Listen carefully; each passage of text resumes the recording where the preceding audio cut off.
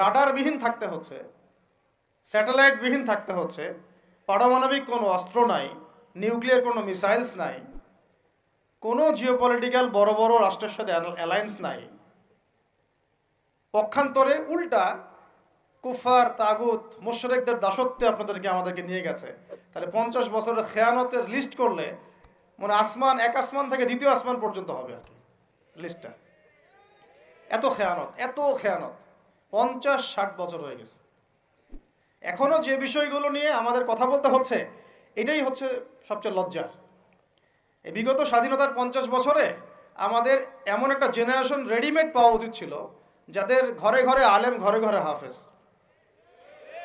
এখন ঘরে ঘরে খুঁজলেও বোম মারলেও আলেম বের হয় না, ঘরে ঘরে খুঁজে ছান মারলে একটা করে হাফেজ বের হয় না, আলেম বের হয় না। ঘরে ঘরে ছান মারলে যে কোনো একটা টিকটকার ঠিকই বের হয়।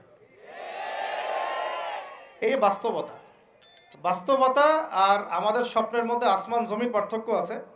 এগুলো হাসির কোনো বিষয় না, এটা হচ্ছে বাস্তবতা। মানে পুরা প্রাইমারি স্কুল থেকে শুরু করে প্রাইমারি স্কুলের শিক্ষক, প্রাইমারি স্কুলের টিচার এবং স্টুডেন্ট, হাই স্কুলের স্টুডেন্ট, হাই স্কুলের টিচার, অনার্সের স্টুডেন্ট, অনার্সের টিচার, মাস্টার্সের স্টুডেন্ট, মাস্টার্সের টিচার, তারপরে যে বিবিএ, এমবিএ, তারপরে যে আপনার প্রাইভেট ইউনিভার্সিটি ইত্যাদি ইত্যাদি, ইভেন বিসিএস সেক্টর, শিক্ষা কমিশন, এমপি, মন্ত্রী, পার্লামেন্ট, সবগুলোকে যদি একটা জায়গায় আপনি বসান, সবাইকে এই 15-16 কোটি মানুষকে একটা জায়গায় বসান, দেখবেন যে এদের 90% কোরআন তেলাওয়াতি করতে পারে না। 50 বছর হয়ে গেছে স্বাধীনতার। তাহলে কাদেরকে নিয়ে আপনি হিন্দুস্তানকে মোকাবেলা করতে চাচ্ছেন? কাদেরকে নিয়ে আপনি যে রামবাম, প্রগতিশীল এবং এই ইসকন টিসকনকে মোকাবেলা করতে যাচ্ছেন? কাদেরকে নিয়ে? আবেগ দিয়ে তো হবে না। আর তাদের ব্যাপারটা তো এতই স্ট্রং, তারা তো এমনভাবে তাদের মানে আগ্রাসন লালন করছে যে ওরা যদি পারত এখন পুরো বাংলাদেশটাকে ওদের মানচিত্রভুক্ত করে ফেলত। ষড়যন্ত্র কিন্তু এই পর্যন্ত, এটা আমরা বুঝি আর না বুঝি। আর আমরা তো খুব সাম্প্রদায়িক সম্প্রীতির বয়ান দিচ্ছি এখন আর কি। বিগত সময়ে কিছু রাজনীতি হয়েছে জঙ্গিবাদ শব্দটা দিয়ে, জঙ্গিবাদ শব্দ দিয়ে রাজনীতি করা হয়েছে।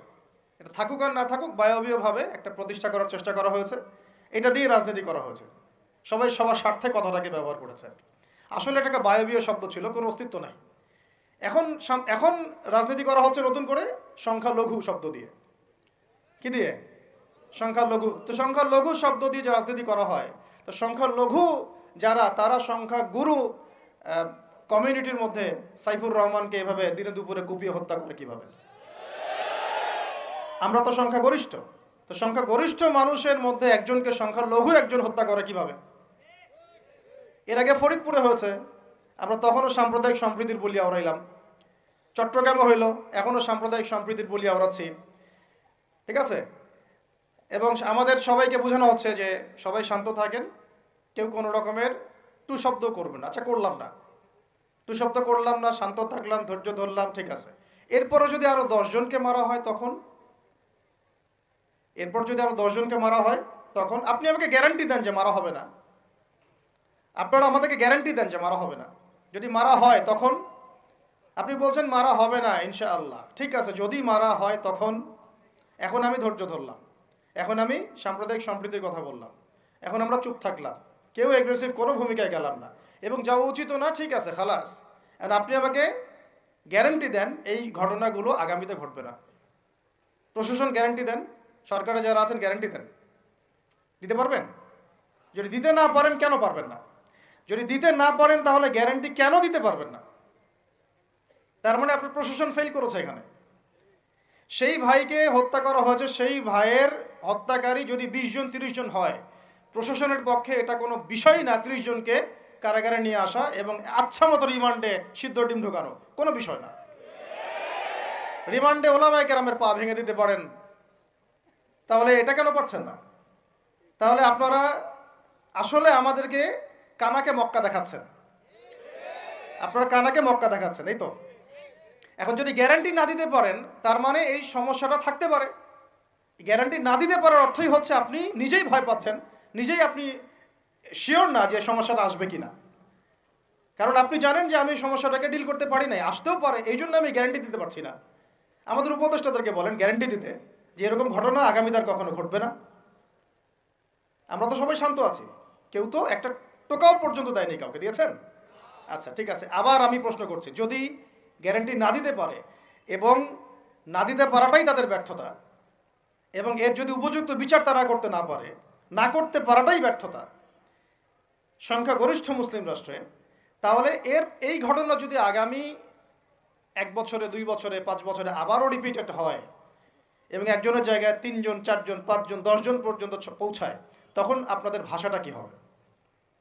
তখন আপনারা কি ভাষায় কথা বলবেন আর আমাদেরকে কি বুঝাবেন? এটা আমার প্রশ্ন। আরও প্রশ্ন আছে, সাইফুর রহমান যদি আপনার ছেলে হইতো তাহলে কি হতো? সাইফুর রহমান যদি আমাদের উপদেষ্টাদের কেউ হতো তাহলে কি হতো? সাইফুর রহমান যদি আমাদের যে ওলামায়ে কেরামগণ, শ্রদ্ধার সাথেই বলছি, বিনয়ের সাথে, আপনাদের যদি ছেলে হতো আপনারা কি সেম কথা বলতেন কিনা? সাইফুর রহমান যদি আপনার মেয়ের জামাই হতো তাহলে আপনি সেম কথা বলতেন কিনা? এই জায়গাগুলো তো অনেক গ্যাপস আছে। আমাদের এত স্বার্থপর চিন্তা চেতনা যে আমার তো আর নিজের ছেলে মরে নাই, আমার তো আর নিজের ভাইকে মারা হয় নাই, আপনি তো তাকে আপনার ভাই মনে করতে পারছেন না এখনো। এখন পর্যন্ত আপনি সাইফুর রহমানকে আপনার ভাই মনে করতে পারেন নাই। সবাই চুপ। আর আমাদের কিছু সুরসুরি মানহাজের কিছু মানুষ আছে, সুরসুরি আর গিরগিটি মানহাজ, মানে তাগুতের নাম এক্স হইলেও তার পক্ষে, ওয়াই হইলেও তার পক্ষে, জেড হইলেও তারই পক্ষে, সবসময় চুপ। একদম সুরসুরি মার্কা ঠান্ডা ঠান্ডা মানহাজ মানুষকে দেওয়া হয় এবং তারা একটু জনপ্রিয়, এই কারণে জনগণও চুপ হয়ে যায়। তাদের একটা স্ট্যাটাস দেখে মানুষ চুপ। আমার তো আকাবির, আমার তো অমুক, আমার স্কলার এই বলছে, আমার শায়েক এই বলছে, বাস আমি চুপ। আপনি তো নিজের চিন্তাটাকে বিক্রি করে দিয়েছেন মানুষের কাছে, নিজের চিন্তাটাকে আপনি বিক্রি করে দিয়েছেন। তো একজন সেলিব্রিটি স্কলার এসে একটা স্ট্যাটাস দিল যে সবাই শান্ত থাকেন, কেউ কোনো কথা বলবেন না। কেন কথা বলবো না আমি? শান্ত থাকেন বলার আগে আপনার বলা উচিত ছিল যে আমার ভাইকে এভাবে মারা হয়েছে, আমি এর তীব্র নিন্দা জানাই এবং এর বিচার আমি দাবি করি। তারপরে আপনি বলতে পারতেন আপনারা শান্ত থাকেন, আমরা বিষয়টা ডিল করছি। এই যে ব্রেন ওয়াশ, এই যে আমাদের একটা জজবাকে এভাবে দমন করে দেওয়া হচ্ছে, এর ফলাফল কিন্তু আপনাদেরকে ভোগ করতে হবে। আচ্ছা ঠিক আছে, 10 জন মারা হলো চুপ করে থাকেন, ভালো কথা। আরো 100 জন মারা হলে তখনই কি চুপ করে থাকবেন? যদি একটা জেলার উপর আক্রমণ হয় তখনই কি চুপ করে থাকবেন? আপনারা শয়তান থেকে পালাতে চাচ্ছেন, কিন্তু শয়তান তো আপনাকে ছাড়বে না। আপনি কিছু বলেন আর নাই বলেন, আমি বলছি না এখনই বলেন, আমি বলছি আপনি এই হত্যার উপযুক্ত বিচার আমাদের সামনে নিশ্চিত করেন। জাতির সামনে এই 20-30 জন লোককে হাজির করে প্রকাশ্যে ফাঁসি দিয়ে দেখান যে হ্যাঁ আমরা সাইফুর রহমানের পক্ষে আছি। কিছুই করতে পারেন নাই পর্যন্ত, আপনারা কিছুই করতে পারেন নাই। ফরিদপুরের ঘটনা কিছু করতে পারেন নাই। এরকম ঘটনা বিচ্ছিন্ন না, এরকম ঘটনা বাংলাদেশের লাস্ট 5 বছরে এবং বিগত 15 বছরে অনেকগুলো হয়েছে। কিছু ঘটনা আমরা জেনেছি, কিছু ঘটনা আমরা জানি না, বেশিরভাগই আমরা জানি না। তো এই যে সমস্যাগুলো আমি সিরাত থেকে কেন বলছি, কারণ সিরাতে আপনাকে এগুলো সমাধান দেবে। আর এই বিষয়টা আমাকে খুব পীড়া দিচ্ছে ভিতর থেকে, যেটা আমাদের আচরণ, আমরা যে এত বেশি মানে দাসত্বের একটা ইয়াতে চলে আসছি, মেজাজটা আমাদের দাসত্বের মতো চলে আসছে। আমরা শত্রুর চোখে চোখ রেখে কথাই বলতে পারি না। শত্রুর চোখে চোখ রেখে কথা না বললে তো সে আমাকে দাম দিবে না। কই, সে তো চায়নার সাথে এসব ডিল করতে পারে না, সে তো ইভেন পাকিস্তানের সাথেও তো পারে না। পাকিস্তানে কি খুব মুসলিমদের ঐক্য আছে নাকি? নাই তো। ওর ইন্টারনাল অবস্থা তো আমাদের চেয়ে অনেক সময় খারাপ। কয়েকটা পারমাণবিক বোম আছে, এই কারণে তার দিকে তাকাতে পারে না। স্বাধীনতার 50 বছরে কয়টা মিসাইল তৈরি করলেন? একটাও তো তৈরি করার ফিকির করলেন না। তাহলে বিগত 50 বছরের ইতিহাস যদি আমরা ঘাঁটি, তাহলে দেখব যে যত রকমের মানব রচিত তন্ত্রমন্ত্র আছে, এই তথাকথিত গণতন্ত্রই বলেন, আর এই জাতীয়তাবাদের কথাই বলেন, আর এই তথাকথিত ধর্মনিরপেক্ষতাবাদ, আর এই কমিউনিজম যা আছে সব ফেল করেছে। পশ্চিমা সব মতবাদ এখানে এমনভাবে ফেল করেছে যেটা ইতিহাসে বিরল। তাহলে একটা মাত্র পথ আপনাদের সামনে এখন খোলা আছে, যেই পথ দিয়ে এই সমস্ত সমস্যার সলিউশন আনা সম্ভব। সেই পথটাই হচ্ছে ওই যে লেখা আছে, সিরার আলোকে উম্মার সংকট নিরসন করা। ওই সিরাতের আলোকে যদি উম্মার সংকট নিরসন করতে না পারি, আর কোনো রাস্তা আমাদের সামনে খোলা নাই। দিন কায়েমের শর্ত 3টা বলেছেন না? 3 নম্বর শর্তটাই হচ্ছে এটা যদি ইবাদত হয়, দিন কায়েম যদি একটা ইবাদত হয়ে থাকে, তাহলে সেই ইবাদত কবুল হবে শুধু একজন ব্যক্তির তরিকায়। কার তরিকায়? মুহাম্মদ রাসূলুল্লাহ সাল্লাল্লাহু আলাইহি ওয়াসাল্লামের তরিকায়। ইবাদত হতে হবে এক আল্লাহর জন্যে, হালাল রিজিক থাকতে হবে, এবং তরিকা হতে হবে কার? মুহাম্মদ রাসূলুল্লাহ সাল্লাল্লাহু আলাইহি ওয়াসাল্লাম। তো মুহাম্মদ সাল্লাল্লাহু আলাইহি ওয়াসাল্লামের তরিকাই হচ্ছে সিরাত, যেটার মধ্য দিয়ে আমরা দিন কায়েম করব ইনশাআল্লাহ। আর কোনো রাস্তা খোলা নাই। যত তন্ত্রমন্ত্র নিয়ে আসো, যত তন্ত্রমন্ত্র, এখন তো 4টা-5টা আছে, আরও যদি নতুন কোনো তন্ত্রমন্ত্র নিয়ে আসে, তারপরেও এই জাতির মুক্তির কোনো পথ নাই সিরাত ছাড়া। এখন আমাদেরকে আগে সিরাত পড়তে হবে ভাই, সবাইকে আগে সিরাতটা পড়তে হবে। সিরাত পড়লে পরে আপনারা বুঝতে পারবেন যে ইনশাআল্লাহ তাআলা কোন পথে আমাদেরকে হাঁটতে হবে। এখানে টপিক অনেক ডিপ দেওয়া হয়েছে, অত ডিপে গেলে আমাদের সারা রাত চলে যাবে। আমি শুধু ভাষা কয়েকটা পয়েন্ট বলতেছি, একটু মনোযোগ দেন। নবী সাল্লাল্লাহু আলাইহি ওয়াসাল্লাম যখন থেকে কাজ শুরু করেছেন, কাজ বলতে আমি দাওয়াতের কাজ বোঝাচ্ছি, তখনকার সমাজটা কিন্তু আমাদের মতো এতটাও মানে কমফোর্টেবল ছিল না। একটা অমুসলিম রাষ্ট্রে তিনি দাওয়াতের কাজ শুরু করেছেন। মক্কা কি ছিল? একটা মুসলিম রাষ্ট্র না অমুসলিম রাষ্ট্র? অমুসলিম একটা রাষ্ট্রে তিনি অ্যাজ এ নবী তার দাওয়াতের কাজ শুরু করেছেন। সুবহানাল্লাহ। এবং তিনি সেই রাষ্ট্রের একজন পরিচিত ব্যক্তিত্ব, যাকে আস-সাদিক আল আমিন বলে ডাকা হয়, যার আগেও কোনো গুনাহ নাই, পরেও কোনো গুনাহ নাই। এমন একজন ব্যক্তিত্ব তিনি, যার আগেও কোনো গুনাহ নাই, পরেও কোনো গুনাহ নাই, এবং তিনি একটা অমুসলিম রাষ্ট্রে ওহী প্রাপ্ত হয়ে দাওয়াতের কাজ শুরু করলেন। আর আমরা তো মুসলিম রাষ্ট্রে বসে আছি, আমরা তো মক্কায় নাই। আমরা কি মক্কায় আছি? আমরা তো মক্কায় নাই। যদি মক্কায় না থাকি, তাহলে এরকম নতজানু পররাষ্ট্রনীতি কেন? আমরা যদি মক্কার মতো পরিবেশে না থাকি, তাহলে এত নতজানু পররাষ্ট্রনীতি কেন? তাহলে ভারতের মধ্যে আমাদের যে মুসলিম ভাইরা আছে, তারা কি করবে? তাহলে ভারতে যে মুসলিম ভাইরা আছে, তারা কি করবে? তারা কি ওদের পা ধরে করবে, সালাম করবে? হিন্দুদের পা ধরে সালাম করবে? বলেন তো। আমরা তো একটা মুসলিম রাষ্ট্রে আছি, তো মুসলিম রাষ্ট্রে থাকতে এত নতজানু পররাষ্ট্রনীতি কেন? এত দাসত্বের শৃঙ্খল কেন? তো তিনি দাওয়াতের কাজ শুরু করেছেন প্রথম কি দিয়ে, এটা একটা ফ্যাক্ট। আমরা আসলে আলোচনাগুলো আপনাদের চাইতে তাদের শোনা দরকার, যারা আলোচনা যারা করে আর কি। মানে আমি চাই বেশি বেশি তাদের সাথে কনভারসেশন করতে, যারা উম্মাকে নিয়ে ফিকির করেন, দাওয়াতের কাজ করতে চান, বা মুআল্লিম বা আলেম বা হাফেজ, তাদের সাথে কথা বলা দরকার। তাদেরকে আগে বোঝানো দরকার বিষয়গুলো। অনেকেই বুঝেন না। অনেকে বায়াবিও দাওয়াতি কাজ করছেন উইদাউট এনি প্ল্যাটফর্ম। অনেকে দাওয়াতি কাজ করছেন উইদাউট এনি কানেকশন উইথ ওলামা। আলেমদের সাথে কোনো কানেকশন নাই, দাওয়াতের কাজ করতে আসেন, একটা বায়াবিও প্ল্যাটফর্ম ক্রিয়েট করে রাখতেছেন। কথা বলছি না, আমি আপনাদেরকে পুরা পথ ও পদ্ধতি এখানে গিলায় খাওয়াই দিতে পারবো, কিন্তু বিশ্বাস করেন, গিলে খাওয়ার পরে আপনি কিছুই করতে পারবেন না। কেন পারবেন না? আপনার কোনো অ্যাসোসিয়েশন নাই, কোনো ফাউন্ডেশন নাই, কোনো সংগঠন নাই, কোনো রাজনৈতিক ক্ষমতা নাই, কোনো রাজনৈতিক দলও নাই, রাজনৈতিক কোনো অ্যাপ্রোচও নাই। কিন্তু একটা সেকুলার রাজনৈতিক দল আপনার চেয়ে ভালো ফিল্ড ওয়ার্ক করতে পারবে, কারণ তার চেইন অফ কমান্ড আছে। আমাদের তাওহীদপন্থীদের কোনো চেইন অফ কমান্ডই নাই। বলে আসতেছি বিগত 5 বছর 10 বছর থেকে একই বয়ান, মাথায় ঢুকে না জিনিসটা, যে চেইন অফ কমান্ড বলে একটা কিছু আছে। যেখানে একজন আমির নাই, যেখানে একজন ইমারা নাই, একটা আমির নাই, আস-সামউ ওয়া তাআ নাই, বায়আ নাই, যেখানে শুনলাম, মানলাম, আনুগত্য করলাম, আমির, মামুর, জামাআ, ইমারা এগুলো নাই, সেখানে তো চেইন অফ কমান্ড আসবে না। তাবলীগ জামাত কাজ করছে না? করছে কি না? একটা শুরা পর্ষদ আছে না? শুরায়ে নিজামি আছে না? আমির আছে না? কাজ করতেছে, ফলাফল পাচ্ছে মাশাআল্লাহ। জামাত ইসলাম কাজ করছে না? একটা চেইন অফ কমান্ড আছে, প্রত্যেকটা জেলায় জেলায় শাখা আছে, তারা তাদের উপরের লেভেল থেকে কোনো ডিরেকশন আসলে সেটাকে রুট লেভেলে বাস্তবায়ন করছে। তারপরে ধরেন যে ইভেন এই যে আওয়ামী লীগ যে চলে গেল, তার একটা চেইন অফ কমান্ড ছিল না? ছিল কি না? উপরে যে বলতো জঙ্গি, নিচের ওই ব্যক্তিও বলতো হ্যাঁ এই জঙ্গি, এমন একটা চেইন অফ কমান্ড ওদের ছিল না? এখন বিএনপি যারা রাজনীতি করতেছে, ওদের নাই? আছে। এখন আপনি বলেন যে ইসলামপন্থীদের রাজনৈতিক দল কয়টা?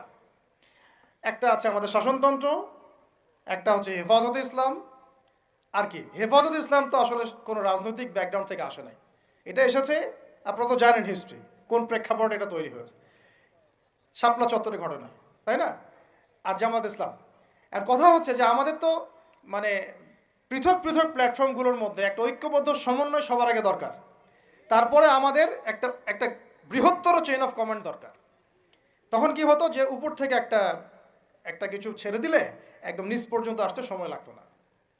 এখন এগুলোর বাইরে আবার যারা চান যে না, কোরআন এবং হাদিস, ইসলামী ইমারা শরিয়া এগুলো বাস্তবায়ন হবে, দাওয়াতের সাথে সাথে জিহাদ থাকতে হবে, এবং আমরা কোনো গণতন্ত্র সেকুলারিজম এইসব পশ্চিমা আদর্শে যাব না, তারা ফেসবুকে বায়োবিও ঘুরে বেড়াচ্ছেন। সবাই ফেসবুকে বায়োবিও ঘুরে বেড়াচ্ছেন, ইউটিউবে ইন্ডিভিজুয়ালি কাজ করছেন, সবার নিজস্ব স্বতন্ত্র মার্কাস মাকতাবা ইত্যাদি ইত্যাদি, কোনো সমন্বিত প্রয়াস নাই। এইভাবে তো হবে না। এইভাবে কি হবে? সর্বোচ্চ এককভাবে কিছু দাওয়াত দেওয়া যাবে, কিন্তু নবী সাল্লাল্লাহু আলাইহি ওয়াসাল্লাম ওহী প্রাপ্ত হওয়ার পরেই দাওয়াতের যে কাজ শুরু করলেন, এটাই চেইন অফ কমান্ড। সুবহানাল্লাহ। একটা জামার মধ্যে তিনি সবাইকে নিয়ে আসছেন। খেয়াল করে দেখেন, প্রথম ওহী আসলো কি সংক্রান্ত? ইকরা বিসমি রাব্বিকাল্লাযী খালাক। এই তো পড়ুন আপনার রবের নামে যিনি আপনাকে সৃষ্টি করেছেন। তো পড়া, তিনি কি পড়তে পারতেন? তিনি তো পড়তেও পারতেন না। তিনি তো বলছিলেন যে মা আনা বিকারি, আমি তো পড়তে জানি না, তারপরে তাকেই পড়তে বলা হচ্ছে আপনি পড়ুন। কারণ এই জ্ঞানতাত্ত্বিক রেভলিউশন ব্যতীত সমাজ সংস্কার সম্ভব না। এখন আমরা সমাজ সংস্কার সবাই করতে যাচ্ছি, কম বেশি সবার জায়গা থেকে, পড়াশোনা কেউ করতে চায় না।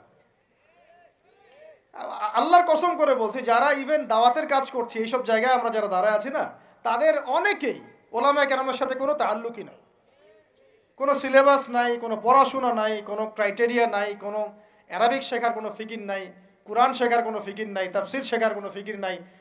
আমি দাওয়াতের কাজ করতেছি, সুবহানাল্লাহ, মানুষ আমাকে সেলিব্রিটি মনে করে, দ্যাটস অল। এভাবে হয়? এভাবে কি দাওয়াতের কাজ হয়? অথচ নবী সাল্লাল্লাহু আলাইহি ওয়াসাল্লামকে আল্লাহ পাক পড়তে বলছেন। তাহলে প্রথম দরকার আমাদের জ্ঞানতাত্ত্বিক রেভলিউশন। যেটা বললাম যে বিগত 50 বছরে অলরেডি আমাদের ঘরে ঘরে একজন করে আলেম, একজন করে হাফেজ থাকা উচিত ছিল। এটা বিগত 50 বছরের শিক্ষা সিস্টেমটা এমনভাবে সাজানো হয়েছিল যেটা একটা ধর্ম নিরপেক্ষ শিক্ষা সিস্টেম। এটা, এই যে একটা ছেলে বসে আছে 30 বছর বয়স, ওর তো অধিকার ছিল যে সে এসএসসি এইচএসসি অনার্স মাস্টার্স লেভেলে এসে কোরআনের অর্থ করার যোগ্যতা সে অর্জন করবে। এটা তার রাইটস ছিল অ্যাজ এ মুসলিম কান্ট্রির একজন সিভিলিয়ান হিসেবে। তার রাইটস ছিল এটা, যে আমি একজন মুসলিম কান্ট্রির সিভিলিয়ান, আমার রাইটস আছে স্কুলে গিয়ে কোরআন শেখার, কলেজে গিয়ে কোরআনের তাফসীর শেখার, অনার্স লেভেলে গিয়ে হাদিস পড়তে শেখার, হাদিসের মুতাআলা করার। ইভেন সে মাস্টার্সের পরে ইফতা দেওয়ার মতো যোগ্যতা অর্জন করতে পারতো যদি শিক্ষা সিস্টেমটার মধ্যে সমন্বয় থাকতো। কিচ্ছু করা হয়নি এইসব লেভেলে। 50 বছর ধরে এই জাতিকে শিক্ষার অন্ধকারে রাখা হয়েছে। কওমি মাদ্রাসাগুলো যদি না থাকতো, এই দেশ থেকে ইসলামকে মিটাই ফেলে দিত এরা। এটা বাস্তবতা। আলিয়া মাদ্রাসার একটা চমৎকার সিলেবাস ছিল, কিন্তু আস্তে আস্তে ওইটাকে এমনভাবে বিকৃত করছিল, এটাকে এমনভাবে দলীয়করণ করেছিল যে ওখান থেকে, আরে ওয়াল্লাহি আমি বলছি, আল্লাহর কসম করে বলছি, আমি নিজেও ভাইবা নিয়েছি অনেকে, 3টা সেন্টেন্স দিলে 3টা সেন্টেন্সের পার্থক্য করতে পারছে না। বিশ্বাস করবেন কি সেন্টেন্স? একটি কিতাব, এটি একটি কিতাব, এই কিতাবটি, 3টা সেন্টেন্স আরবি করতে দিয়েছি, গত পরশুদিন করতে পারে নাই, কামিল পাস।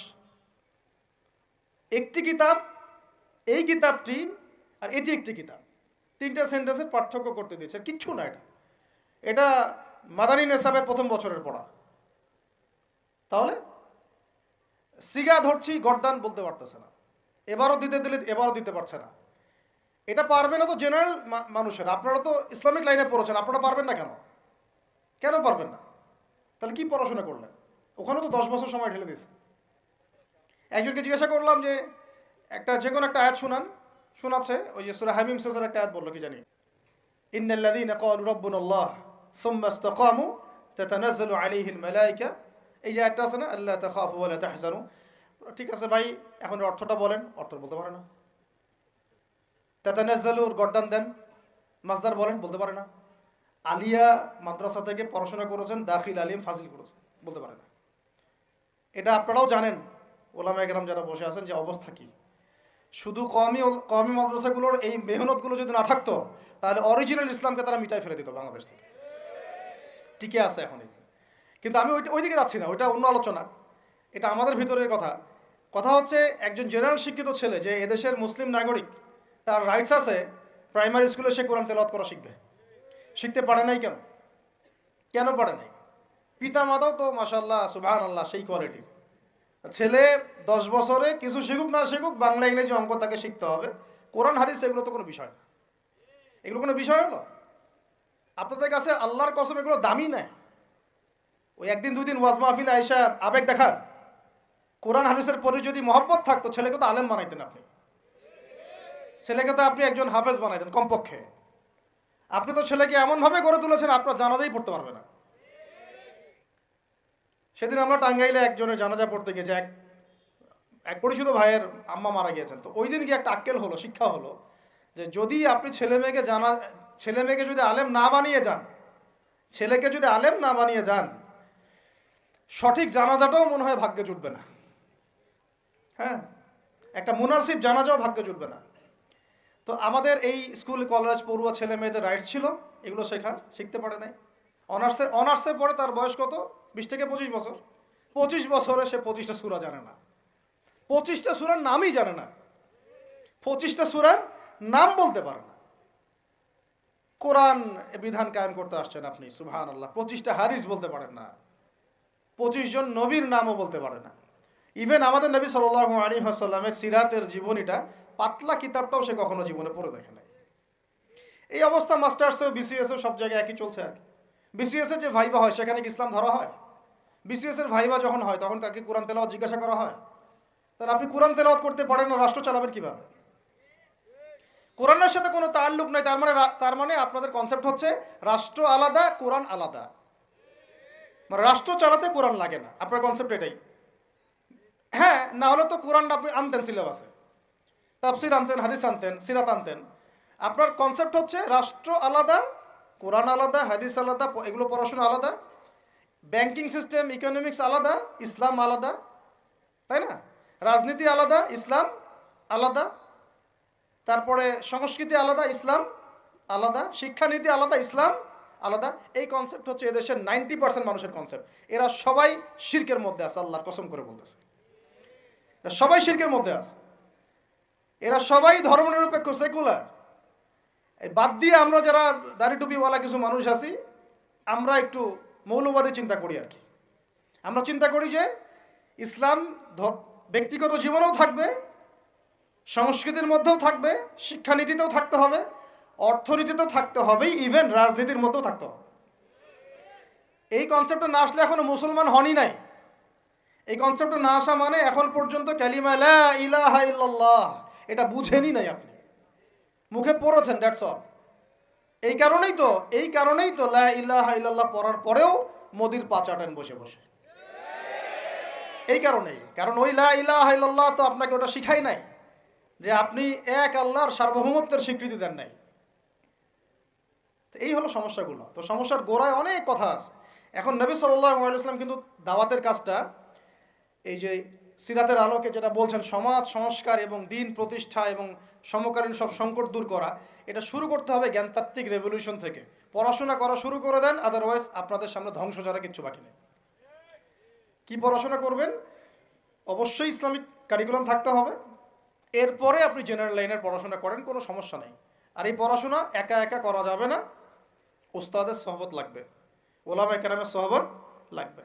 আমি তো এটা বলি যে আপনি কারো লেকচার শোনার আগে আপনি আগে চেক করবেন যে তার ওস্তাদ কে, কোথায় সে দিন শেখে, কার কাছ থেকে সে দিন শেখে, কোত্থেকে সে এই ইলমগুলো অর্জন করছে, তার লোক কোথায়।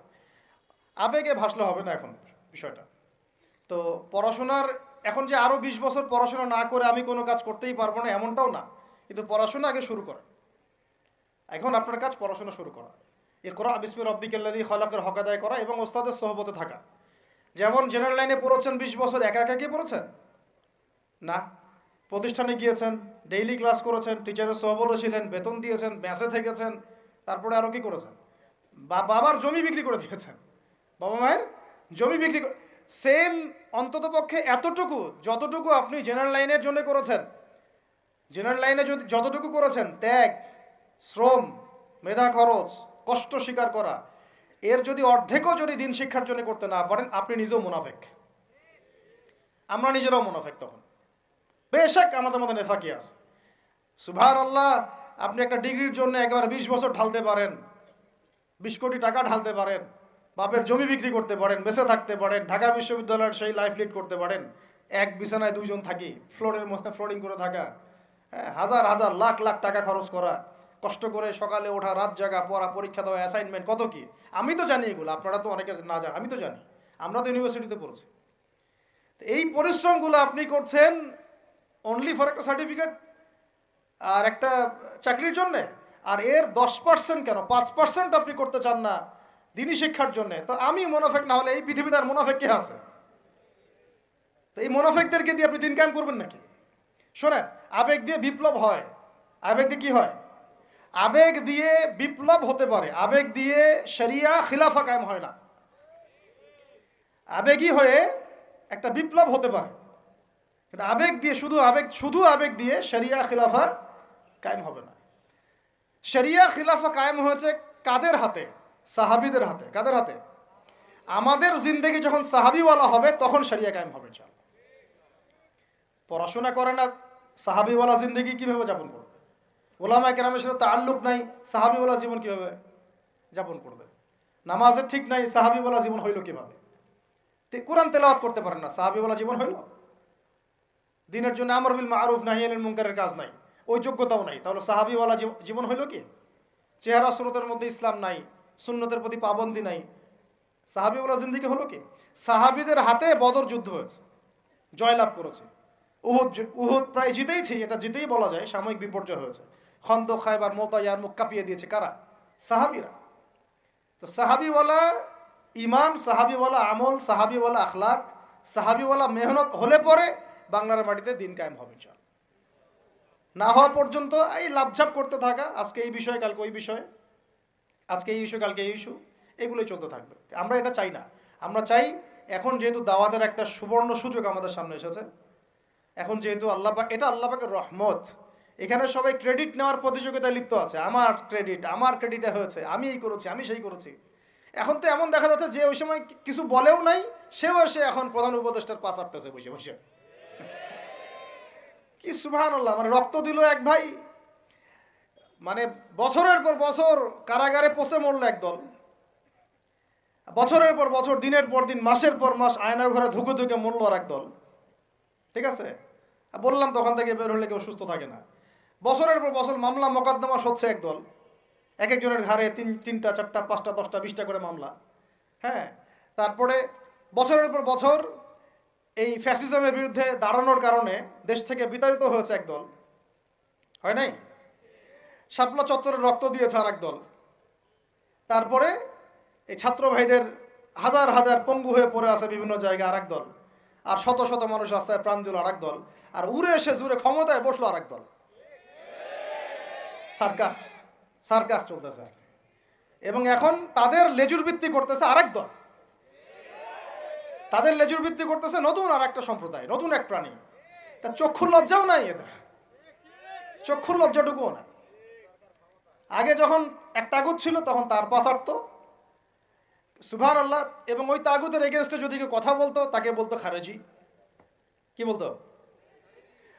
আগে যে তাগুত ছিল তার পা চাটতো আর কি, এবং তার এগেনস্টে যদি কেউ কথা বলতো তখন ওই তাগুতের দালালি করে মানুষকে বলতো খারেজি, অমুক গোষ্ঠী তমুক গোষ্ঠী। হ্যাঁ, তারপরে যখন এই বিদ্রোহগুলো হতে হতে হতে বিদ্রোহ করা বলতে আবার হারাম। বিদ্রোহ করা কি? বিদ্রোহ করা হারাম, রাষ্ট্রের সরকারের বিরুদ্ধে প্রতিবাদ করা হারাম, নাজায়েজ, করলে হবে খারেজি। কিন্তু ছাত্র ভাইরা যখন আন্দোলন করে ওই সরকারকে পতন ঘটায় দিল, তখন আবার নতুন যে সরকার আসে ওর পা চাটা আবার ফরজ। কি বুঝলেন? কি বুঝলেন? এই চলতেছে। আবার বুঝাই, এক তাগুত ছিল, সেই তাগুত আল্লাহ বিরোধী কাজ করত, কিছু ভাই এর প্রতিবাদ করত, যারা প্রতিবাদ করতো ওদেরকে এরা বলতো খারেজি, এদের মানহাজ ঠিক নাই, আকীদা ঠিক নাই, এরা উগ্র, ইত্যাদি ইত্যাদি। এবং তাদের কারণেই কিন্তু এই ভাইগুলোকে আয়না করে যেতে হয়েছে। এটা খোলামেলা বলে দিলাম, এদের কারণেই এই ভাইদেরকে কোথায় যেতে হয়েছে? আয়না করে যেতে হয়েছে। তারপরে ছাত্র ভাইরা দেখা গেল যে বিপ্লব করে, প্রতিবাদ করে একদম এই সরকার ফেলে দিল। ফেলে দেওয়ার পরে যখন আবার নতুন কেউ আসলো, তখন এই নতুন যারা আসলো তাদের পাচাটা আবার ফরজ হয়ে গেল। তখন হইল ফতোয়া কি, সরকার আনুগত্য করা ফরজ। এই চলতেছে, ইসলাম শিখতেছেন এদের কাছ থেকে আপনারা অনেকেই। যাক, আমি এগুলো বলতে গেলে একটু হাইপার হয়ে যায়, আল্লাহ পাক মাফ করেন। আস্তাগফিরুল্লাহ আল্লাযী লা ইলাহা ইল্লা হুয়াল হাইয়ুল কাইয়ুম ওয়া আতুবু ইলাইহি। মূল পয়েন্টে আসি, অনেক লম্বা আলোচনা করতে পারবো না। এই শুরুটা করবেন কোত্থেকে বলেন? না, শুরুটা করবেন একবার ইখলাস ঠিক রাখা। দিন কায়েম করব সিরাতের পদ্ধতিতে, অন্য কোনো পদ্ধতি আছে? আব্রাহাম লিঙ্কনের পদ্ধতি চলবে? কার্ল মার্কসের পদ্ধতি চলবে? ওই চীনের মাও সেতুংয়ের পদ্ধতি চলবে? ওই ইতালির মুসোলিনির পদ্ধতি চলবে? কার পদ্ধতিতে দিন কায়েম করব? একমাত্র মুহাম্মদ রাসূলুল্লাহ সাল্লাল্লাহু আলাইহি ওয়াসাল্লামের শেখানো সিরাতের সুন্নতেই আগাতে হবে। এখন আগাতে গিয়ে প্রথম কাজ আপনারা আমার কি? ইখলাস ঠিক রাখা, রিজিক হালাল করা, নবীর তরিকা ফলো করা, তারপরে দিনের ইলম অর্জন করা। একা একা ইলম অর্জন করবেন? ওলামায়ে কেরাম খুঁজে বের করবেন। ওলামায়ে কেরাম সব জায়গাতেই আছে, আলহামদুলিল্লাহ, এটা আমাদের সৌভাগ্য। আর আপনি দেখবেন যে কারা নিজেদেরকে জাহির করে না, মুহাক্কিক ওলামায়ে কেরাম নিজেকে জাহির করেন না। হকপন্থী ওলামায়ে কেরাম যারা, তারা নিজেদেরকে এভাবে জাহির করেন না, ইজহার করেন না যে আমি এত বড় পণ্ডিত, আসো আমার কাছে, এইভাবে তারা কথা বলেন না। তা বরং তারা নিজেদেরকে আড়াল করে চলেন, তারা বিনয়ী হন। এবং আপনারা দেখবেন না যে আহলে ফেসবুক ওয়াল জামায়াতের মধ্যে কার পপুলারিটি বেশি, এইটা দেখতে যাবেন না। আপনারা দেখতে যাবেন বড় বড় ওলামায়ে কেরাম কার পিছনে ছোটেন। মুহাক্কিক আলেম খুঁজবেন কিভাবে? আপনি দেখবেন না যে অমুক ভাই তমুক ভাই, আমাদের এই ভাইরা কার পিছনে ছোটে, বরং আপনি দেখবেন যে হ্যাঁ, বড় বড় ওলামায়ে কেরামগণ কার পিছনে ছোটেন। এবং সেই মূল উৎস থেকে জ্ঞান অর্জন করার চেষ্টা করবেন, ইনশাআল্লাহ পাক তৌফিক দান করেন, আমিন। এটা ছাড়া আপনারা জ্ঞান অর্জন হবে না, এবং জ্ঞানের সাথে যে আদব সেটাও শিখতে পারবেন না। আদবের সাথে তাআল্লুক হচ্ছে তাসাউফের, সেটাও শিখতে পারবেন না। এবং তাসকিয়ার, এই তাসকিয়া অর্জন হবে না। আল্লাহ পাক আমাদেরকে তাসকিয়া অর্জন করে তৌফিক দান করেন। ইলম শিখবো, তারপরে কাজ হচ্ছে আমাদের আমল বাড়িয়ে দেওয়া। আল্লাহ নবী সাল্লাল্লাহু আলাইহি ওয়াসাল্লাম সাহাবায়ে কেরামকে শুধু জ্ঞান শিখতেন নাকি আমলও করতেন? সবচেয়ে বেশি পরহেজগার ব্যক্তি কে এই উম্মতের মধ্যে বলেন? আমাদের নবী সাল্লাল্লাহু আলাইহি ওয়াসাল্লাম। হ্যাঁ, তিনি তো অবশ্যই। তারপরে আবু বকর রাদিয়াল্লাহু আনহু, ওমর ইবনে খাত্তাব, আলী ইবনে আবি তালিব, উসমান বিন আফফান রাদিয়াল্লাহু আনহু আজমাইন, প্রত্যেক সাহাবী। তো সাহাবীদের আমল একটু দেখেন, সারাদিন রাত তারা কেমন কি করতেন, কিভাবে কাটাতেন। আমরা আমাদের দিনের একটা বড় অংশ অপচয় করি, নষ্ট করি। তারা সময় নষ্ট করতেন না, বরং তারা প্রত্যেকটা সময়কে কাজে লাগাতেন। প্রত্যেক দিন একদিন ওই হাদিসটা আপনারা তো জানেন, একদিন নবী সাল্লাল্লাহু আলাইহি ওয়াসাল্লাম বললেন, আজকে জামাতের সাথে নামাজগুলো পড়েছে কে? আবু বকর রাদিয়াল্লাহু আনহু হাত তুললেন, আমি পড়েছি। আজকে সদকা করেছে কে? আমি।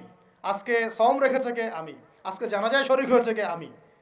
এরকম অনেকগুলো আমলের কথা নবীজি বললেন, সবগুলোই দেখা গেল আবু বকর রাদিয়াল্লাহু আনহু করেছেন। সুবহানাল্লাহ, একদিনে সব আমল। এভাবে তারা দিন কাটাতেন। আপনি আর আমি যদি জুমার দিনে মসজিদে আসি তাহলে তো সমস্যা ভাই, আমাদের দ্বারা তো হবে না। আল্লাহ পাক আমাদেরকে যেন ইসলাহ করার তৌফিক দান করেন, আমিন। আমল বাড়িয়ে দেওয়া। এবার দেখেন, এবার এই জায়গাটুকু বুঝেন, নবী সাল্লাল্লাহু আলাইহি ওয়াসাল্লাম দাওয়াতের কাজ শুরু করে প্রথমেই প্রকাশ্যে দাওয়াত কিন্তু দেন নাই। প্রথমে তিনি 3 বছর, কত বছর? তিনটা বছর তিনি গোপনে দাওয়াত দিয়েছেন। কত বছর? 3 বছর গোপনে দাওয়াত দিয়েছেন। এখন এই গোপনে দাওয়াত দেওয়ার পরিবেশ আমাদের এখানে দরকার নাই। কেন নাই? কারণ আমাদের এখানে স্পষ্ট দাওয়াত হয়ে গেছে না? এখন তো আমাদের এখানে মক্কার মতো অবস্থা না যে আবার প্রথম 3 বছর গোপনে দাওয়াত দিতে হবে কি? এখন আরো বরং প্রকাশ্যে দাওয়াত দিতে হবে, আলহামদুলিল্লাহ। এই যে বলছিলাম যে এটা আল্লাহ পাকের রহমত যে আমরা এই সময়টা পেয়েছি। এখানে কারো কিন্তু ব্যক্তিগত কোনো ক্রেডিট নেওয়ার সুযোগ নাই। এই যে এখন দাওয়াতের একটা উত্তম প্ল্যাটফর্ম পাওয়া যাচ্ছে, ক্ষেত্র পাওয়া যাচ্ছে, খোলাভাবে কথা বলা যাচ্ছে, এটা কার রহমত? এটাকে কাজে লাগিয়ে আরো 5 বছর 10 বছর আমাদেরকে দাওয়াত দিতে হবে ইনশাআল্লাহ। কিসের দাওয়াত? দিন কায়েমের দাওয়াত। কিসের দাওয়াত? ইসলাম ব্যক্তি জীবনে আছে, ইসলামকে এখন নিয়ে যেতে হবে সমাজে, ইসলামকে নিয়ে যেতে হবে অর্থনীতিতে, ইসলামকে নিতে হবে রাজনীতির মধ্যে। ইসলাম যখন সমাজে, অর্থনীতিতে, সংস্কৃতিতে, শিক্ষানীতিতে এবং রাজনৈতিক ক্ষেত্রে যাবে, তখন আমরা ইনশাআল্লাহ চূড়ান্ত বিজয় লাভ করবো ইনশাআল্লাহ। এখন যদি পার্শ্ববর্তী শত্রু রাষ্ট্রগুলো আমাদেরকে আক্রমণ করে, আপনি তো ব্যক্তিগতভাবে জিহাদের ঘোষণা দিতে পারবো না। পারবেন? আমাদের দাওয়াতের কাজ শুধু আমভাবে জনগণের মধ্যে করলে হবে না, পুলিশের মধ্যে দাওয়াতের কাজ করতে হবে, র্যাবের মধ্যে দাওয়াতের কাজ করতে হবে। আমাদের আনসারদের মধ্যে দাওয়াতের কাজ করতে হবে, বিজিবির ভাইদেরকে প্রশিক্ষিত করতে হবে, সবচেয়ে বড় কথা আমাদের সেনাবাহিনীকে, বিমান বাহিনীকে শক্তিশালী করতে হবে, অত্যাধুনিক অস্ত্র তাদের হাতে থাকতে হবে, এবং তাদের মধ্যে সব কিছুই আছে মাশাআল্লাহ, পটেনশিয়াল আছে, প্রতিভা আছে, শারীরিক শক্তি আছে, ট্রেনিং আছে। ইমানটাকে মজবুত করতে হবে, তাদেরকে ইমানের দাস দেওয়া লাগবে। আপনাকে যদি আল্লাহ পাক প্রশাসনিক দায়িত্ব দিয়ে থাকেন, আল্লাহর জন্য শহীদ হওয়াটা আপনার জীবনের সবচেয়ে বড় সৌভাগ্য। এইদিকে আমরা তো তাদেরকে এখন হাঁটাতে পারছি না, কারণ ওই ক্ষমতা আপনার আমার হাতে নাই। ইসলামকে ওই রাজনৈতিক জায়গায় নিতে হলে সিরাতের সুন্নতে আগাতে হবে। আল্লাহ পাক তৌফিক দান করুন। এবার প্রকাশ্যে দাওয়াত শুরু হলো 4 নম্বর বছর থেকে 10ম বছর পর্যন্ত। এই প্রকাশ্যে দাওয়াত যখন শুরু হয়েছে তখনই ব্যাপক নির্যাতন শুরু হয়েছে, ব্যাপক নির্যাতন। এই অবস্থানটা আমরা পার করেছি বিগত সময়গুলোতে, এখনও পার করছি, তাই না? এই অবস্থাটা কিন্তু আমরা আগেও পার করেছি, এখনও পার করছি। যারাই প্রকাশ্যে পরিপূর্ণ ইসলামের কথা বলছেন বা বলেছেন, কোনো না কোনোভাবে তারা হ্যারাসমেন্টের শিকার হয়েছে, কোনো না কোনোভাবে, ফিজিক্যালি অথবা মেন্টালি অথবা রাজনৈতিকভাবে অথবা মামলা মোকদ্দমা অথবা গুম অথবা একেবারে ক্রসফায়ার অথবা দেশ ত্যাগ, কিছু না কিছু ওদের তাকদিরে নসিব হয়েছেই, তাই না? আর যারা সুরে সুর মিলিয়ে কথা বলেছে তারা পার পেয়ে গেছে আর কি। ওই যে বললাম আগেও তলা চাটা, এখনও তলা চাটা। ওটা হচ্ছে মানে তেল মারা মানহাজ আর কি, তৈলাক্ত মানহাজ আর কি। যেই থাকুক, এক্স থাকলেও আমি তেল মারবো, ওয়াই থাকলেও তেল মারবো, জেড থাকলেও তেল মারবো, কারণ তেল মারা আমার জন্য ফরজ এবং তৈলাক্তদের আনুগত্য করা আমার জন্য ফরজ। ওদের বিরুদ্ধে কথা বললে আপনি আবার হয়ে যাবেন খারেজি, কিন্তু সার্জিসদেরকে আবার তারা কিন্তু খারেজি বলে নাই, এটা একটা ব্যাপার আছে। সার্জিস হাসনাতদেরকে কিন্তু তারা ওই সব ওলামা একরাম আবার কি বলে নাই, খারেজি বলে নাই। কিন্তু অস্ত্র হাতে নিয়ে ওরা কিন্তু পুলিশ পিটাইছে, কথা বুঝতে পারছেন? এই কাজটা যদি কোনো মাদ্রাসার ছেলে করতো তাহলে আল্লাহর কসম করে বলতেছে পুরো দুনিয়াতে এরা রটাই দিত যে আমরা জঙ্গি। এই পয়েন্টটা ভালো করে বুঝেন, এই পয়েন্টটা ভালো করে বুঝেন। যদি এই আন্দোলনটা শুধুমাত্র দাড়ি টুপিওয়ালা মানুষরা করতো তাহলে সারা মুসলিম বিশ্ব না, সারা দুনিয়াতে এরা রটাইত মিডিয়া দিয়ে যে বাংলাদেশের মুসলমানরা উগ্র, জঙ্গি এবং সন্ত্রাসী। রটাইতো না? বেশাক রটাইতো। কিন্তু যখন গণতন্ত্রপন্থীরা গণতান্ত্রিক পদ্ধতিতে এই কাজটা করছে তখন এটা জায়েজ হয়ে গেছে। একই জিনিস, একদল গিয়ে গুলি করা শুরু করলো মাজলুমদের উপরে, তারপরে মাজলুমরা আর থাকতে না পেরে অস্ত্র হাতে নিয়েই ফেললো। লাঠিসোঁটাও তো অস্ত্র নাকি?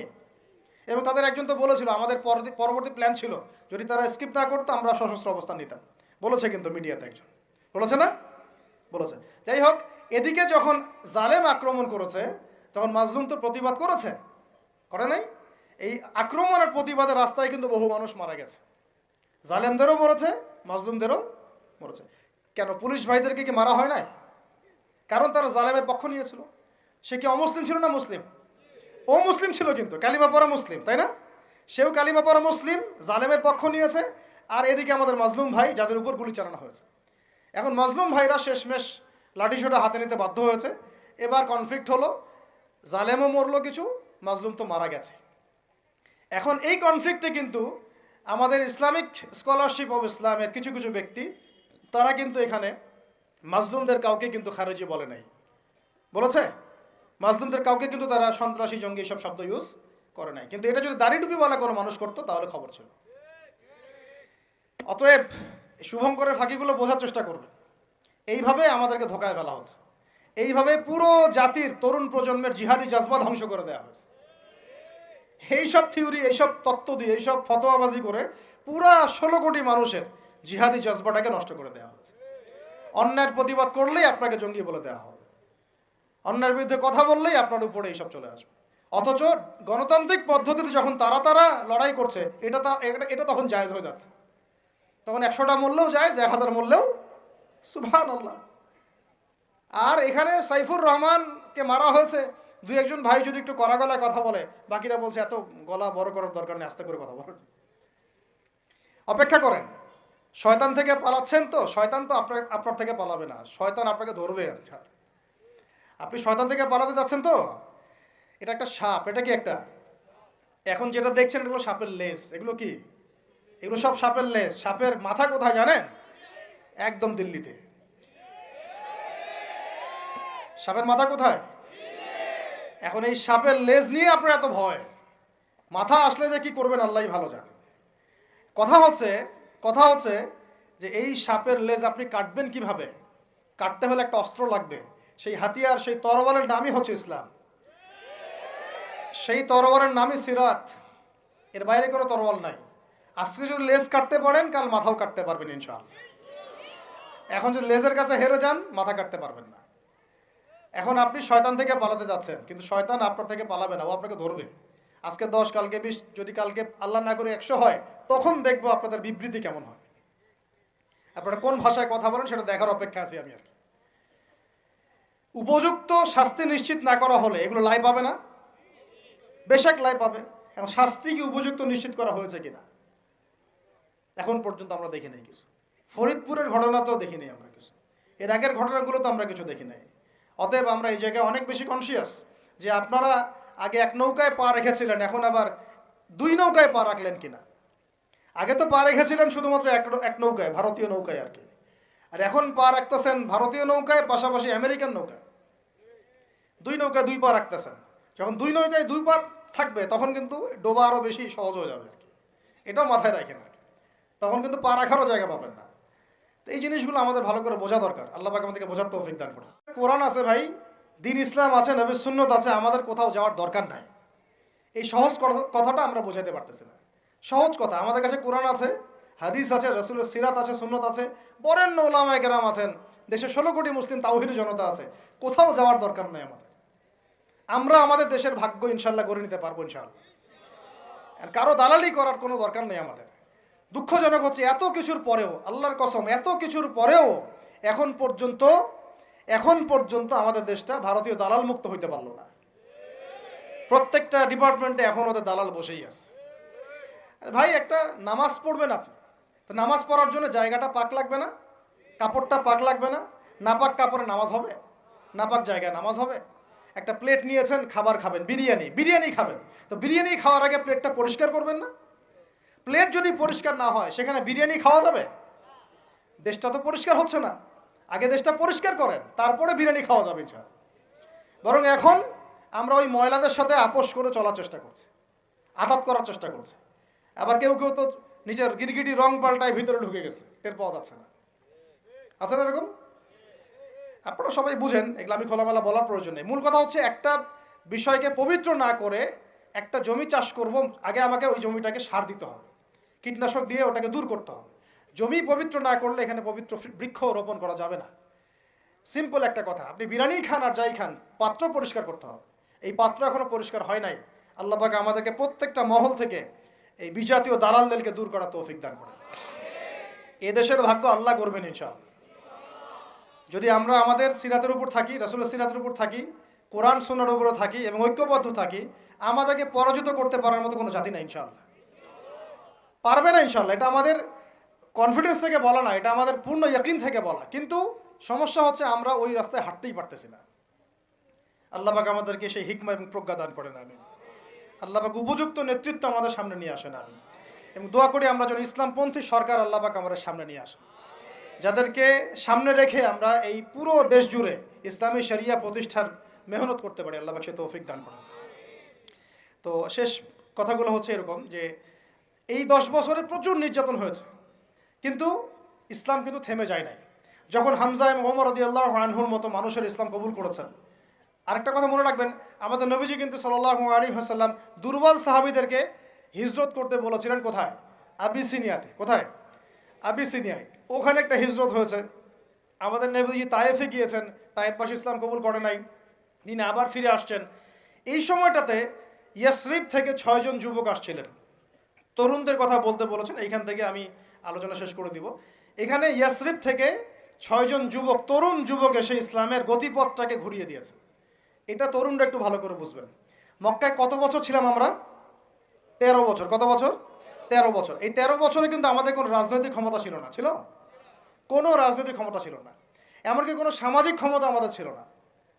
আমরা দাওয়াতের কাজ করছিলাম, তাবলীগের মেহনত করছিলাম, এবং তাজকিয়া অর্জন হচ্ছিল, কোরআন শেখানো হচ্ছিল, দারুল আরকামে দিনের মোজাকারা প্র্যাকটিস হচ্ছে। আমাদের কিন্তু কোনো রাজনৈতিক ভিত্তি মক্কায় নাই। এই কারণে মক্কাতে কিন্তু সশস্ত্র জিহাদেরও আয়াত নাজিল হয় না। হয়েছে? হয়। হয় নাই। মদিনায়, এখন মদিনা থেকে যখন 6 জন যুবক আসলেন, এই 6 জন যুবকের নেতার নাম আসাদ বিন জুরারাহ রাদিয়াল্লাহু আনহু। তো তিনি এসে যখন বায়াত করছেন নবীর কাছে, তো তিনি আগে থেকে জানতেন যে শেষ জামানায় একজন নবী আসবে। কি আসবে? ঠিক আমরা এখন যেমন জানি যে শেষ জামানায় একজন নবী আসবেন, কে আসবেন, এটা আমরা যেমন জানি, ওই 6 জন যুবক আগে থেকে জানতেন যে শেষ জামানায় একজন নবী আসবেন কুরাইশদের সবচেয়ে বড় গোত্র থেকে, এবং যার নাম হবে আহমেদ। কি নাম হবে? এটা তারা কোত্থেকে জানছেন? আগের তাওরাত ইনজিলে লেখা আছে। আগের তাওরাতে ইনজিলে লেখা আছে। এই জন্য আমরা বলি যে শেষ জামানার জ্ঞান অর্জন করাটা খুব জরুরি, না হলে আমরা কখন কি হচ্ছে এটা মোটটা বুঝতে পারবো না। এই পড়াশোনাগুলো আমাদের সিলেবাস থেকে আমরা উঠিয়ে দিয়েছি। এই যে ইয়াসরিবের 6 জন যুবক, তারা যখন ইসলাম কবুল করে চলে গেল, তারা বসে থাকে নাই। যুবকরা এটা ভালো করে শুনে, তারা ইসলাম কবুল করার পরে কেউ বসে থাকে নাই। তারা দাওয়াতের কাজ করতে থাকলেন। মদিনায় গিয়ে, কোথায়? মক্কাও অমুসলিম রাষ্ট্র, মদিনাও কি তখন? তখন কিন্তু অমুসলিম রাষ্ট্র, তখন কিন্তু সবাই মদিনার ইসলাম কবুল করে নাই। আর আমরা বসে আছি বাংলাদেশে মুসলিম রাষ্ট্রে, তাও দাওয়াতের কাজ নাই। কথা বুঝতে পারছেন? তারা অমুসলিম রাষ্ট্রে নিজের জীবনের ঝুঁকি নিয়ে, তারা তো তখন সবাই কাফের, মুশরিক, তাই না, মূর্তি পূজারী, তাদের মধ্যে দাওয়াতের কাজ করেছে। যেমন ভারত একটা রাষ্ট্র, এটা একেবারে মূর্তি পূজারী রাষ্ট্র। তো এইরকম রাষ্ট্রে তারা দাওয়াতের কাজ করেছেন, তাওহীদের কালিমা লা ইলাহা ইল্লাল্লাহর কথা বলেছেন। আর আমাদের এই দেশে কথা বলতেই কলিজা কাঁপে। বিষয়টা বুঝতে পারেন, তারা সাহাবীদের সাথে আমাদের কত পার্থক্য, তাই না? তো তারা ওই মদিনায় এবার দাওয়াতের কাজ করতে থাকলেন। আর দাওয়াতের কাজ করতে করতে পরের বছর 12 জনকে ইসলাম কবুল করালেন। কতজন? এবার 12 জন মিলে আবার আসছেন পরের বছর আকাবার বায়াতে। এই 12 জনকে নবী সাল্লাল্লাহু আলাইহি ওয়াসাল্লাম বায়াত করালেন। বায়াত একটা কিন্তু গুরুত্বপূর্ণ বিষয় ইসলামে। আপনি মুখে মুখে একজনকে ভালোবাসেন, হ্যাঁ অমুক আলেমকে আমি খুব ভালোবাসি, অমুক ওস্তাদকে, অমুক শায়েখকে আমি খুব ভালোবাসি, কিন্তু আপনি তার হাতে বায়াতবদ্ধ না। এই ভালোবাসা একদিন থাকবে, একদিন নাও থাকতে পারে, ঠিক আছে? কিন্তু আপনি যখন কোনো মুহাক্কিক, কোনো আলেমের কাছে, কোনো বুজুর্গের কাছে, আল্লাহর ওলির কাছে বায়াতবদ্ধ থাকবেন, আপনার জীবনটা একটা গুছানো শৃঙ্খলার মধ্যে থাকবে। তার মাসওয়ারা ছাড়া আপনি ডানে বামে তখন উঠতে পারবেন না। এটা জরুরি জিনিস ছিল, এটা আমরা স্কিপ করেছি। আর এটাকে অনেক কিছু ক্ষেত্রে কিছু ভণ্ড পীর নিয়েছে আর কি, তখন ওটা বিতর্কিত হয়ে গেছে আর কি। কিন্তু এটা কিন্তু একটা গুরুত্বপূর্ণ কাজ ছিল। যেমন আপনি কারো হাতে বায়াতবদ্ধ, তার মানে আপনি তাকে আপনার মুরব্বী মানেন। আপনার কি মানেন? মুরব্বী। এই সিলসিলা চলে আসছে রাসূল সাল্লাল্লাহু আলাইহি ওয়াসাল্লাম থেকে। এখন এই 12 জনকে নবীজি বায়াত করালেন। এই 12 জন একটা রিকোয়েস্ট করলো, ইয়া রাসূলুল্লাহ, আমাদের মদিনা একটা উর্বর জায়গা, আপনি যদি আপনার সাহাবীদের মধ্যে একজন যোগ্য সাহাবীকে পাঠাতেন, তাহলে উনি গিয়ে মদিনায় দাওয়াতের কাজ করতো, তাহলে ইসলাম আরও সম্প্রসারিত হতো। এটা কাদের কথা ছিল? এই 12 জনের। তো এবার নবী সাল্লাল্লাহু আলাইহি সাল্লাম, সুবহানাল্লাহ, আবু বকর রাদিয়াল্লাহু আনহুকে না, উমর রাদিয়াল্লাহু আনহুকেও না, হামজা রাদিয়াল্লাহু আনহুকেও না, হ্যাঁ আর কে, আব্দুর রহমান বিন আউফ রাদিয়াল্লাহু আনহুকেও না, জান্নাতের সুসংবাদ প্রাপ্ত 10 জন সাহাবীর যে লিস্ট আছে, এই লিস্টের কোনো সাহাবীকে তিনি পাঠালেন না। বরং তিনি একজন ধনীর দুলাল ছিলেন, ইসলামের জন্য সব বিসর্জন দিয়েছেন। এমনভাবে বিসর্জন দিয়েছেন যে তার গায়ে ফসকা পড়ে গিয়েছিল। উহুদ যুদ্ধের দিন তাকে দাফন করা হয়েছে শাহাদাতের পরে, মানে কাফনের 2 টুকরা কাপড় পর্যন্ত পাওয়া যায় নাই। কিন্তু তিনি ছিলেন মক্কার ধনীর দুলাল, যার পারফিউমের গন্ধ, মানে এক রাস্তা দিয়ে হাঁটলে ওই রাস্তা সবাই পেত যে হ্যাঁ এটা ওই ব্যক্তির পারফিউম। তার মতো কাপড় আর কারো ছিল না। এত লাক্সারিয়াস লাইফ লিড করতেন, বাংলাদেশের সবচেয়ে কোটিপতি ছেলের মতো মনে করেন। এইরকম ধনীর একজন দুলাল ইসলাম কবুল করার পর তার অবস্থা এমন হয়েছে যে তাকে এক কাপড়ে দাফন করা হয়েছে। সুবহানাল্লাহ। তা উহুদের মাঠে। বিখ্যাত সাহাবী, বিখ্যাত দাঈ আল্লাহ, তার নাম মুসআব বিন উমাইর রাদিয়াল্লাহু আনহু। মুসআব বিন উমাইর নাম মুখস্থ থাকবে তো ইনশাআল্লাহ। এগুলা মুখস্থ করার উচিত।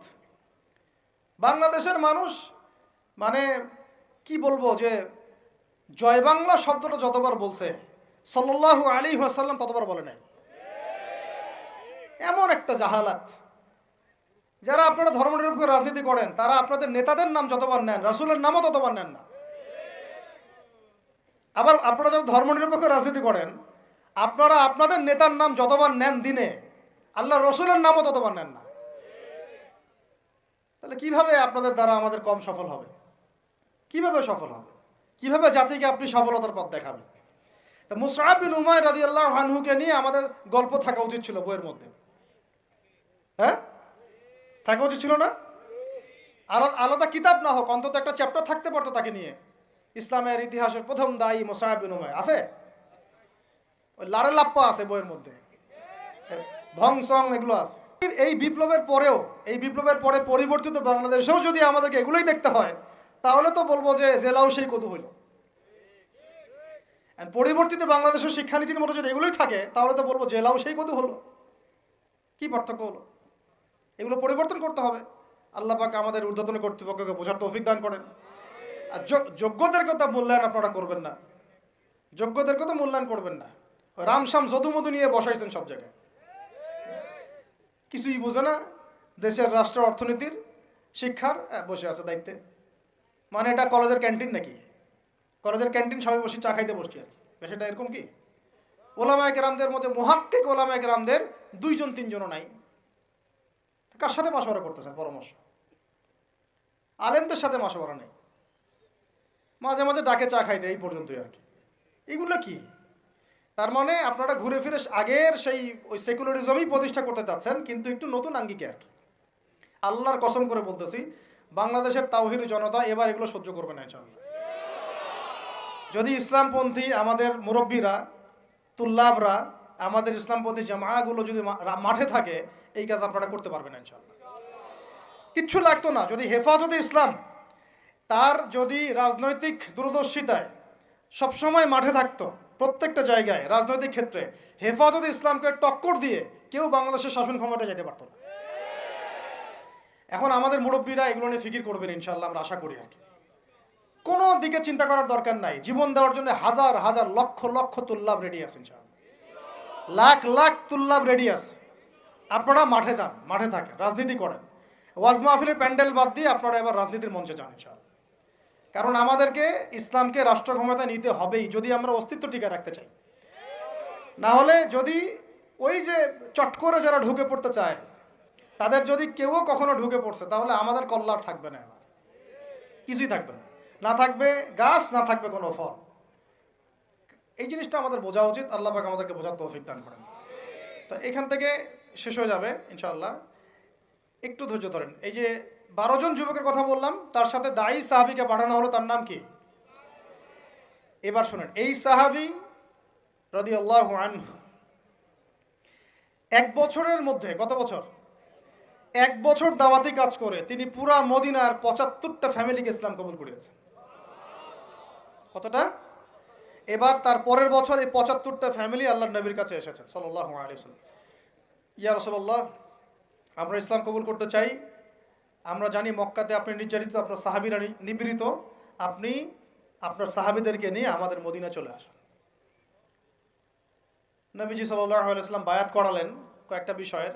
আল্লাহর সাথে কাউকে শরীক করবে না, চুরি করবে না, জেনা করবে না, একে অপরকে মিথ্যা অপবাদ দিবে না, সৎ কাজে আদেশ করবে, অসৎ কাজে নিষেধ করবে, আমার আনুগত্য করবে, সুখে দুঃখে আমার আনুগত্য করবে, সচ্ছল অসচ্ছল উভয় অবস্থায় আল্লাহর পথে দান করবে।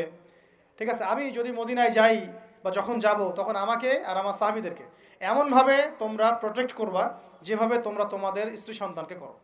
তোমরা কি রাজি আছো? একজন সাহাবী বলছেন যে ইয়া রাসূলুল্লাহ, ফামা লানা ইযা ফাআলনা যালিক, আমরা যদি এটা করি তাহলে কি পাবো? নবীজি বলছেন আল জান্নাহ, জান্নাত পাবে। কি পাবে? জান্নাত পাবে। তখন আয়াত নাযিল হয়েছে, ওই যে সূরা তাওবার 111 নম্বর আয়াতটা, ইন্নাল্লাহা আশতারা মিনাল মুমিনিনা আনফুসাহুম বিআন্না লাহুমুল জান্নাহ। ওই যে ওই আয়াতটা, ইকাতিলুনা ফি সাবিলিল্লাহি ফায়াকতুলুনা ওয়া ইউকতালুন। এই যে পুরো আয়াতটা নাযিল হয়েছে কিন্তু এখানে। এবার এই যে 75টা ফ্যামিলি এখন চলে গেল মদিনায়। কোথায়? এই জায়গাটা বুঝেন, এই জায়গাটা আমরা এখন আসতে পারি নাই। বাঙালি জাতিকে এখন এই জায়গায় যাইতে হবে। পুরো নেশনটাকে এখন কোথায় যেতে হবে? এই মদিনা রাষ্ট্রে যেতে হবে।